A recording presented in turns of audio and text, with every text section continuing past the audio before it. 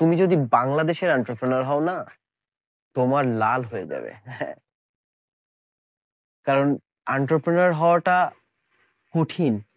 আর বাংলাদেশে সেটা আরো বেশি কঠিন।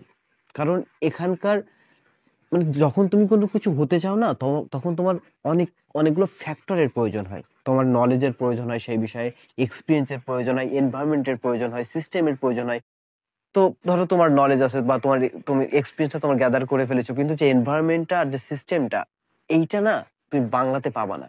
সিম্পলি আমি যে সফট ইঞ্জিন ল্যাব নিয়ে আজকে এই যে 6 মাস 7 মাস চলে এসেছি এবং বেশ ভালো একটা টাকা রেভিনিউ করেছি, এই পর্যন্ত আসতে গেলে আমার শুরুটা কি হয়েছিল, আমি শুধুমাত্র আমার বিজনেস কার্ডটা তৈরি করার জন্যই আমার 21 দিন সময় লেগেছিল। মানে মানুষগুলো এতটা আনপ্রফেশনাল, মানে তুমি যাদের সাথে কাজ করবে তারা এতটা আনপ্রফেশনাল যে তাদের কাছে সময়ের কোনো ভ্যালুই নেই। যেমনটা তুমি দেখো যে তুমি যখন ন্যাশনালের পরীক্ষা দাও বা ইউনিভার্সিটির পরীক্ষা দিতে থাকো, দেখো ডেটের পর ডেট পাল্টাতে থাকে। কারণ আমাদের দেশের মানুষের কাছে সময়ের কোনো মূল্যই নেই, আমাদের কাছে অগাধ সময়। আর সময় মানেই বিনোদন। আমরা জিনিসটাকে এইভাবে দেখি।